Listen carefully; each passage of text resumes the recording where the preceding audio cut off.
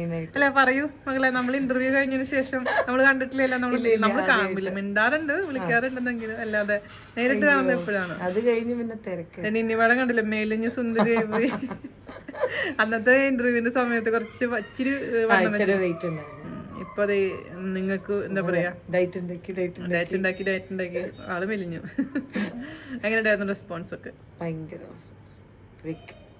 ചേച്ചീനെ ഇത്രയും ട്രസ്റ്റ് ചെയ്യുന്ന ഒരു വലിയൊരു കേരള കുറേ ആൾക്കാർ, നമ്മുടെ മലയാളികൾ ഒത്തിരി ആൾക്കാർ, അതെനിക്ക് മനസ്സിലായി. ശരിക്കും എനിക്കറിയില്ലായിരുന്നു ചേച്ചിക്ക് ഇത്രയും ആൾക്കാർ ഫോളോവേഴ്സ് ഉണ്ട്, ഇത്രയും ഇൻഫ്ലുവൻസ്ഡ് ആയിട്ടുള്ള ആളാണെന്ന് എനിക്കറിയില്ലായിരുന്നു. പക്ഷെ ഇപ്പം ഒരുപാട് ആൾക്കാർ, നല്ല റിസൾട്ട് ഉണ്ട്, കുഴപ്പമൊന്നുമില്ല, നന്നായിട്ട് പോകുന്നു. ഇപ്പൊ ബിസിയാണ്. ഇപ്പൊ ഭയങ്കര കംപ്ലൈന്റ് എല്ലാവർക്കും. ഇപ്പൊ നിന്നിനെ നമ്പറിൽ വിളിച്ച് കിട്ടണില്ല, വാട്സപ്പിൽ ഞാൻ പറഞ്ഞു പാവ അതിൽ ഇരിക്കാൻ നേരമില്ല. ഒരു ബാച്ച് കഴിയുമ്പോൾ അടുത്ത ബാച്ച് നമ്മൾ എടുക്കുന്നതായിരിക്കും. എടുത്തെടുത്ത് തന്നെയാണ് പോകുന്നത്. അല്ല ഇപ്പൊ 8% ഇപ്പൊ അവിടെ ഏത് സമയം വരെ ഫുള്ളായിരിക്കുന്നുണ്ട്? ഇപ്പൊ ഏകദേശം ഫെബ്രുവരി വരെ. ഇടയ്ക്ക് ക്യാൻസലേഷൻ വരികയാണെങ്കിൽ പുതിയ ആൾക്കാർ നമ്മൾ എടുക്കും. എന്ന് വെച്ചാൽ ഫെബ്രുവരിയിലുള്ളവരെ ചിലപ്പോ ഇങ്ങോട്ട് കയറ്റും. അങ്ങനെ അപ്പം ആ ആൾക്കാർക്ക് ഫെബ്രുവരിയിലേക്ക് ബുക്ക് ചെയ്യാം. ഒച്ചയൊന്നും ഇല്ല.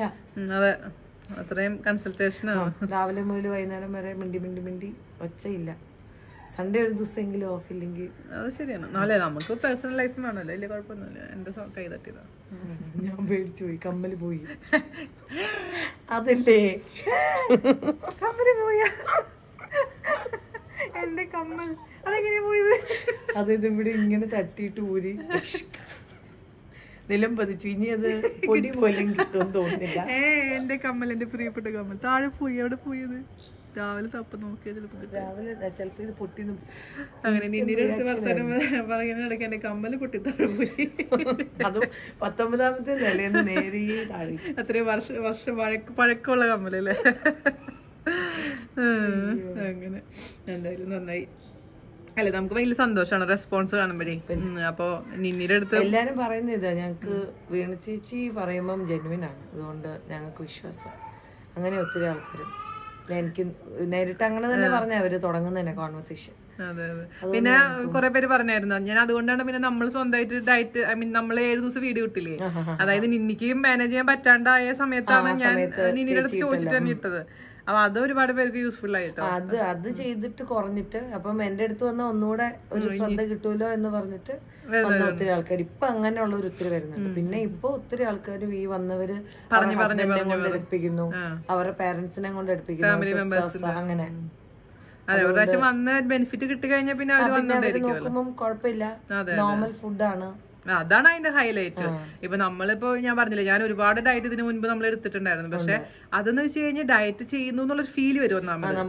അതായത് അതിന് വേണ്ടി സാധനങ്ങൾ വാങ്ങിക്കുക, അത് ചെയ്ത് എഫേർട്ട് എടുത്ത് നമ്മളെ വീട്ടിൽ എന്തുണ്ടാക്കുന്ന സാധനം തന്നെ ചോറും കറി എല്ലാം ഉണ്ട്. പക്ഷെ നമ്മളത് ആ രീതിയിൽ കഴിക്കണം, കുറച്ച് അളവ് കുറയ്ക്കുക. ഒത്തിരി പേരെന്നോട് പറഞ്ഞു, വീണ ചേച്ചി 4 സ്പൂൺ ചോറ് കൊണ്ടെന്ന് കണ്ടപ്പോ പേടിയായി. പക്ഷെ ഇപ്പൊ മനസ്സിലായി അത് മതി. നമ്മുടെ ആഗ്രഹം എന്ന് പറഞ്ഞാൽ കുറച്ച് ചോറും കൂടെ ഇത്രയും കഴിക്കണം എന്നുള്ളതല്ല. ഇച്ചിരി കഴിച്ചാലും നമുക്ക് സാറ്റിസ്ഫാക്ഷൻ കിട്ടും. പിന്നെ ബാക്കി കറി കഴിച്ച് നമുക്ക് വയറ് നിറയ്ക്കാം. അല്ലെങ്കിൽ ഓരോ ഉരുള വെക്കുമ്പോഴും എല്ലാം എടുത്ത് വെച്ചാൽ നമ്മുടെ വയറ് ഓട്ടോമാറ്റിക്കലി നിറയും.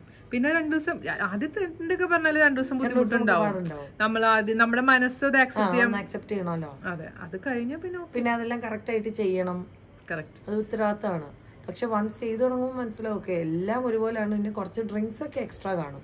അതെ, അത്രേ ഉള്ളൂ. പിന്നെ ഓരോരുത്തരുടെ ഇതനുസരിച്ച് ചെറിയ മാറ്റങ്ങൾ, ചെറിയ അസുഖങ്ങൾ അനുസരിച്ചും. അതെ അതെ അതെ. പിന്നെ എന്നോട് ഞാൻ പറഞ്ഞില്ല, എന്നോട് കുറെ സംശയങ്ങൾ ചോദിക്കുമ്പോൾ എനിക്കിപ്പോ ദിവസം അങ്ങനെ അസുഖങ്ങളായിട്ടൊന്നും ഇല്ലല്ലോ, നമുക്ക് അത് കുറയ്ക്കണതേ ഉണ്ടായിരുന്നല്ലോ. അപ്പൊ ഒരുപാട് അസുഖങ്ങളുള്ള ആൾക്കാർക്ക് ഇപ്പൊ എന്റെ അടുത്ത് ചോദിച്ചു കഴിഞ്ഞാൽ മുഴുവൻ ആൻസേഴ്സ് കിട്ടണമെന്നില്ല. എന്നാലും ഞാൻ നിന്റെ അടുത്തൊക്കെ ചോദിച്ചു കുറെ ആൻസേഴ്സ് മെസ്സേജ് വരുന്നല്ലോ, എനിക്ക് സ്ക്രീൻഷോട്ട് ഇങ്ങനെ ഒരു ക്വസ്റ്റ്യൻ ഉണ്ട് എന്താ പറയണ്ട. അപ്പൊ ഞാൻ പറയും, ചേച്ചി അന്നേരം തന്നെ അവർക്ക് റെസ്പോണ്ട് ചെയ്യും.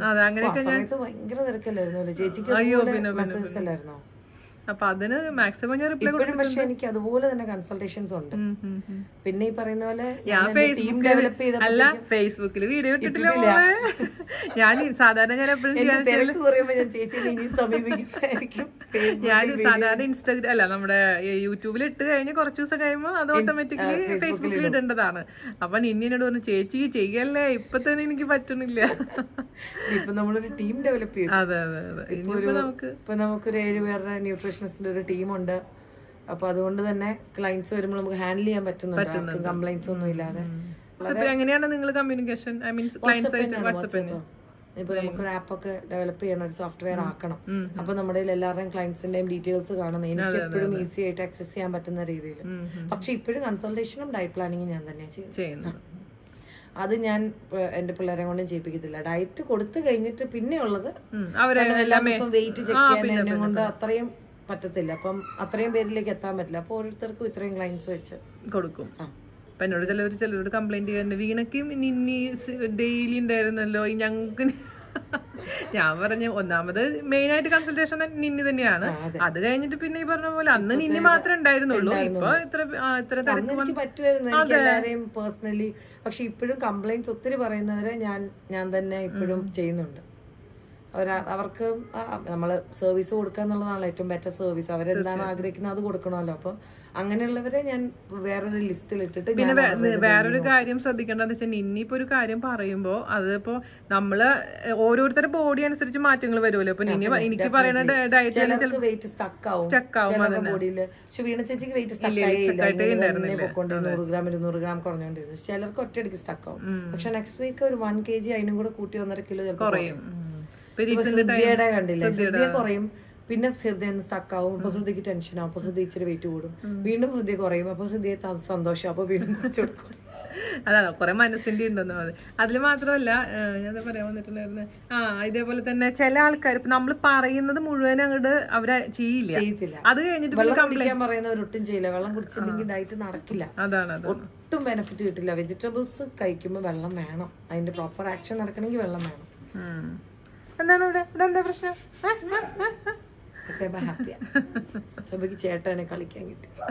അപ്പൊ അങ്ങനെ പറയുന്നത് കുറച്ച് പേരുണ്ട്. അപ്പൊ ബെനിഫിറ്റ് കിട്ടാൻ നമ്മള് പറയുന്നത് അതേപോലെ ഫോളോ ചെയ്താൽ മാത്രമേ നമുക്ക് ബെനിഫിറ്റ് കിട്ടുള്ളൂ. അല്ലാതെ ഡ്രിങ്ക്സ് ഒന്നും അവോയ്ഡ് ചെയ്യാതെ കുടിക്കുക എന്ന് വെച്ചാൽ നമ്മളെല്ലാം ഈ പറയുന്ന പോലെ ചൂടുവെള്ളം അല്ലെങ്കിൽ നാരങ്ങ വെള്ളം രാവിലത്തെ ഡീടോക്സ് അതൊക്കെ ഉള്ളൂ. പക്ഷെ അത് കുറച്ച് കഷ്ടപ്പാടാണ്. അതെ അതെ. പിന്നെ അതേപോലെ തന്നെ എനിക്ക് വന്നിരുന്ന മെയിൻ ആയിട്ടുള്ള എൻക്വയറി എന്ന് പറഞ്ഞാൽ ആപ്പിൾ സിഡർ വിനീഗറിന്റെ ഒരു സംഭവം ഉണ്ടായിരുന്നു. അപ്പൊ ഞാൻ പറഞ്ഞിരുന്നു ഞാൻ 2 മാസം ആകെ പടത് കഴിച്ചിട്ടുള്ളൂ.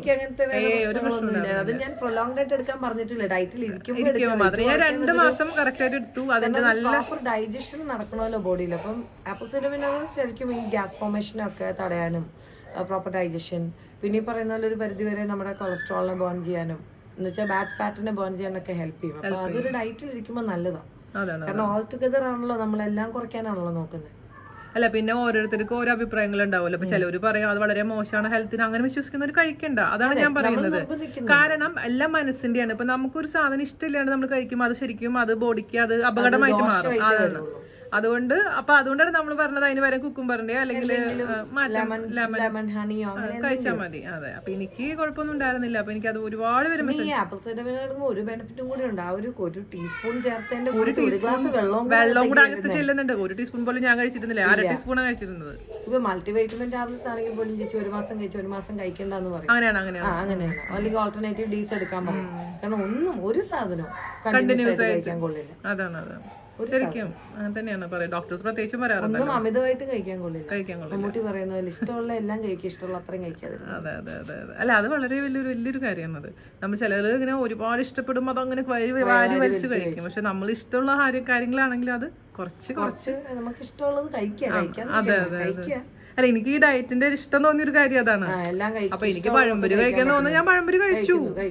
ചേട്ടൻ ഇപ്പൊ നാട്ടിൽ വന്ന സമയത്ത് ചേട്ടൻ വൈകുന്നേരം പഴംപൊരി കഴിച്ചു. പക്ഷെ അപ്പം പിന്നെ രാത്രിത്തെ ഫുഡ് സ്കിപ്പ് ചെയ്തു. അല്ല ലിമിറ്റ് ഇല്ല, പുള്ളി കഴിച്ചില്ല. പിന്നെ അപ്പൊ 4:30 മറ്റേ 2 കട്ട്ലേറ്റ് 2 പഴംപൊരിയും കഴിച്ചു കഴിഞ്ഞാൽ പുള്ളിയുടെ ഡിന്നർ അങ്ങ് നിർത്തി. പക്ഷെ അതില് അപ്പൊ ഇഷ്ടമുള്ളതാണ് കഴിച്ചത്. അതാണ്. അപ്പൊ കിട്ടിയടെ. അതെ, നമുക്ക് ഇപ്പൊ ഡയറ്റീഷ്യൻ പറഞ്ഞ തന്നെ ഫോളോ ചെയ്യണമെന്നില്ല. നമ്മളുടെ 1 മാസം ഫോളോ ചെയ്യുമ്പോൾ നമുക്ക് മനസ്സിലാവും നമ്മുടെ ബോഡി വർക്ക് ചെയ്യുന്നത്, എങ്ങനെയാ അതിനോട് റെസ്പോണ്ട് ചെയ്യുന്നത്. പിന്നെ നമുക്കറിയാം എന്ത് കഴിച്ചപ്പോഴാണ് എനിക്ക് ഇന്ന് വെയിറ്റ് കൂടിയത്, അല്ലെങ്കിൽ ഇന്നലെ എന്ത് ചെയ്തപ്പോഴാണ് വെയിറ്റ് കൂടിയെന്നുള്ളത് നമുക്കറിയാം. അതാണ്. കപ്പലണ്ടി വലിയ വില്ലനായിരുന്നു. അപ്പൊ കപ്പലണ്ടി കഴിച്ചു കഴിഞ്ഞാൽ അതേസമയം അണ്ടിപ്പരിപ്പ് അത്ര നാലെണ്ണമൊക്കെ. പക്ഷെ കപ്പലണ്ടിയുടെ പ്രശ്നം എന്ന് വെച്ചാല് നമ്മളാ ടേസ്റ്റ് കാരണം ഞങ്ങളുടെ നാട്ടിൽ കപ്പലണ്ടി ഉണ്ടല്ലോ, കാഷ്യൂനട്ട് ആണ്. ആണോ? ഓക്കെ. കപ്പലണ്ടി പീനട്സ് കഴിച്ചു കഴിഞ്ഞാൽ കഴിച്ചോണ്ടിരിക്കുമല്ലോ നമ്മള്, ചുമ്മാ കുറയ്ക്കും. അപ്പൊ ആ സാധനം പിന്നെ മടുക്കും. കാഷ്യൂനട്ട് ഇപ്പൊ നമ്മള് മാക്സിമം 5 എണ്ണമൊക്കെ കഴിക്കുന്നുള്ളൂ. പക്ഷെ ഈ ചുമ്മാ അതിന്റെ ടേസ്റ്റ് കാരണം എല്ലാം ടേസ്റ്റ് ഉണ്ട്, പക്ഷെ ഇതിപ്പോ വെയിറ്റ് കൂടുന്ന സാധനം. അപ്പൊ അപ്പൊ അത് സൂക്ഷിക്കണം. അതുകൊണ്ടാണ് നമ്മൾ സീഡ്സ് എന്ന് പറഞ്ഞിട്ടുണ്ടെങ്കിൽ. പക്ഷെ സീഡ്സും ഇപ്പൊ ഞാനിപ്പോ എല്ലാവരോടും എന്താന്ന് പറയുന്നത്, കുറച്ച് ബ്ലൂബെറിയും ഡ്രൈഡും കുറച്ച് റീസൺസും കൂടെ ചേർക്കുക അതിനകത്തേക്ക്. അതായത് സീഡ്സ് എടുക്കുന്നതിന്റെ കൂടെ എല്ലാം കൂടെ മിക്സ് ചെയ്യാം. അപ്പം അതിനൊരു നല്ല ഫ്ലേവറാണ്, നല്ല രുചിയാണ്. കുറച്ച് ചെറിയൊരു മധുരമുണ്ട്, ചെറിയൊരു പുളിയുണ്ട്. ആ സീഡ്സ് കഴിക്കുന്നതിന്റെ സൺഫ്ലവറും പംകിനും ഒക്കെ ഒരു ബ്ലാൻഡ് ടേസ്റ്റ് ഉണ്ടല്ലോ, ഉപ്പൊന്നും ഇട്ടില്ലെങ്കിൽ. ഉപ്പിട്ട് കഴിച്ചു. അപ്പം ഇങ്ങനെ കഴിക്കുമ്പോൾ ആ ഒരു ടേസ്റ്റ് വരും, പുളിയും വരും, ഒരു മധുരവും വരും. വെള്ളം വേണം നിന്നി.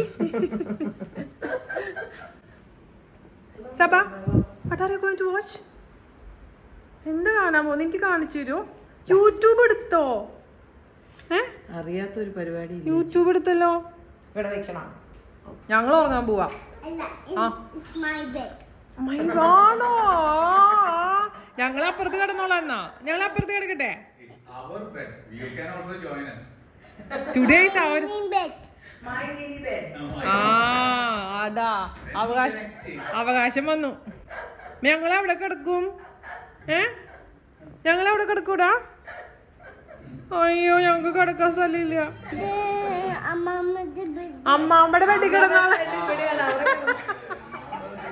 ഞങ്ങൾക്ക് കുഴപ്പമൊന്നുമില്ല.